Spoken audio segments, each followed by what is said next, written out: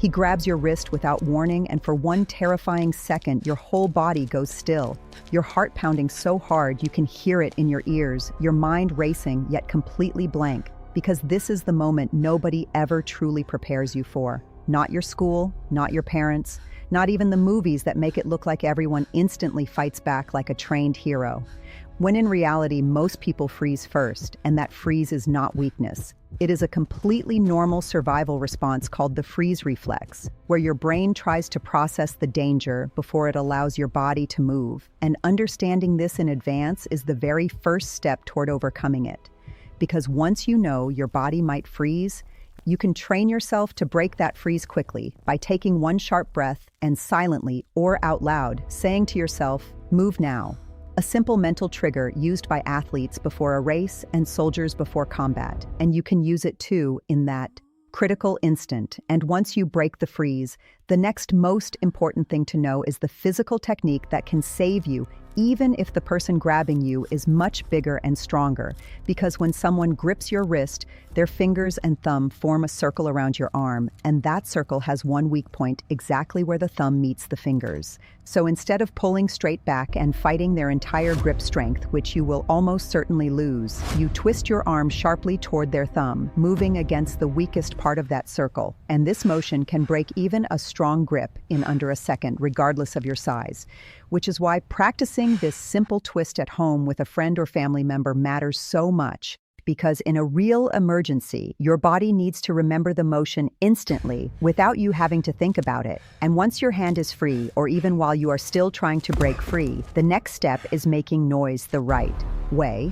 Because while most people are taught to scream "help," safety experts often say that yelling "fire" is far more effective, since the word "help" can make bystanders assume it is just a personal argument or a couple fighting, and something they should not get involved in, whereas the word "fire" triggers a universal instinct because fire threatens everyone nearby, not just you. And people come running immediately without hesitation. So whichever word you choose, the real goal is to be loud, sudden, and impossible to ignore, because attackers depend on silence and secrecy, and taking that away from them in an instant can be the difference between an attempted crime and a failed one.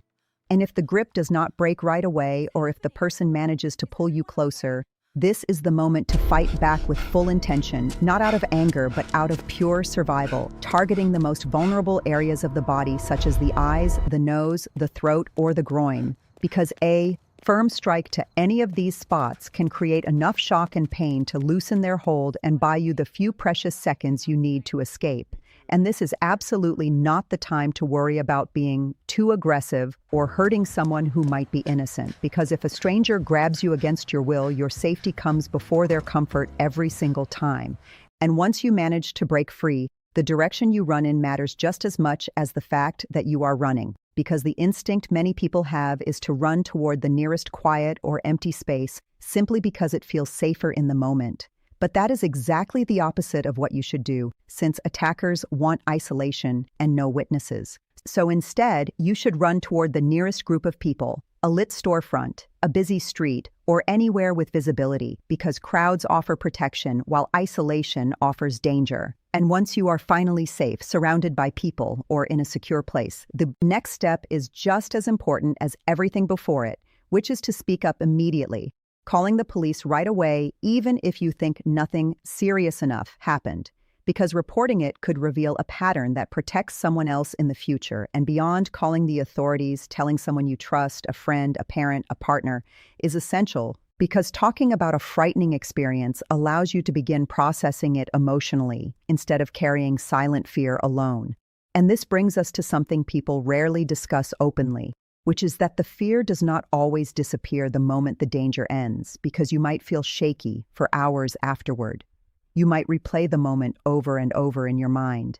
You might even feel embarrassed or ashamed, wondering if you should have reacted differently. And if you ever feel this way, please understand clearly that none of it is your fault, because whatever happened and however your body responded, whether you froze, fought, screamed, or ran, that response was your body trying to protect you in the best way it knew how in that exact moment. So there is no reason to judge yourself for simply surviving in the way your nervous system chose. And while we are on this topic, it is worth breaking a few dangerous myths that many people still believe, starting with the myth that this kind of danger only happens to certain types of people, which is completely false because danger does not check who you are, your age, your gender, or your background before it strikes, followed by the myth that staying calm and polite will always make an attacker leave you alone, which sometimes helps in de-escalating a situation but is never a guaranteed shield, because your safety matters far more than being perceived as polite or agreeable.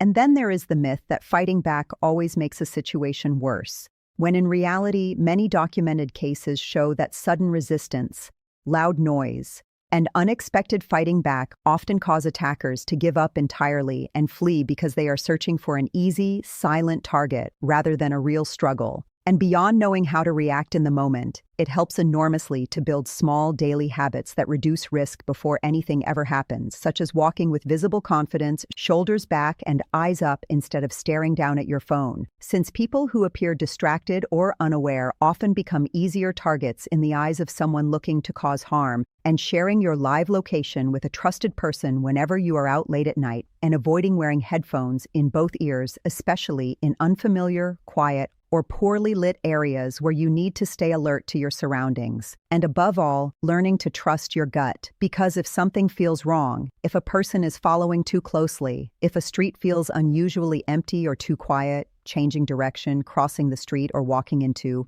the nearest shop or busy area is never an overreaction.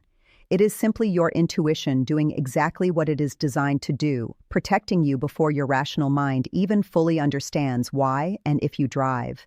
Always take a moment to check your surroundings, both before getting into your car and before stepping out of it, especially at night in parking lots or secluded areas, because these transition moments are often when people are most distracted and most vulnerable. And to help all of this stick in your memory, imagine a simple story.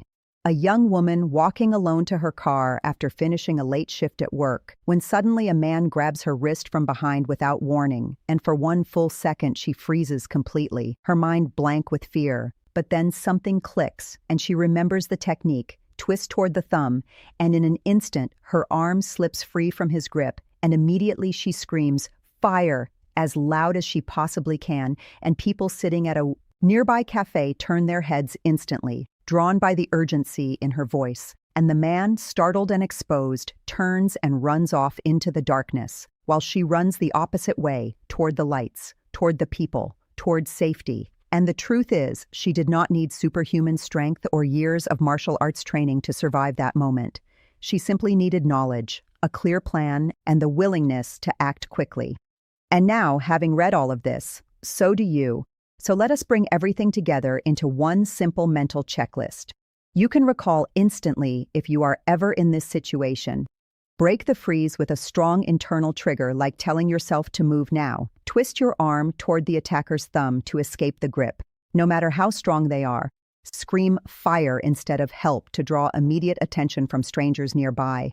Fight back with real purpose, targeting the eyes, throat, or groin without hesitation or guilt. Run toward people and light rather, then toward quiet or isolated spaces. And once you are safe, report the incident to the police and talk about what happened with someone you trust, so you are never carrying that fear alone. And remember that all of this knowledge is not meant to make you afraid of the world around you. It is meant to make you feel prepared, confident, and empowered. Because the goal was never to convince you that danger is lurking everywhere, but simply to make sure that if the worst moment ever does come, even for a split second, you already know exactly what to do without having to think twice. So please take a moment to share this with someone you care about, a sister, a close friend, a parent, because you never truly know whose life this simple information might one day protect. And if this helped you even a little bit today, take a second to subscribe to this channel, because this space exists to give you real, practical, no-nonsense knowledge to help you stay safe in a world that does not always feel predictable. And remember to stay alert, stay strong, trust yourself, and I will see you again in the next video.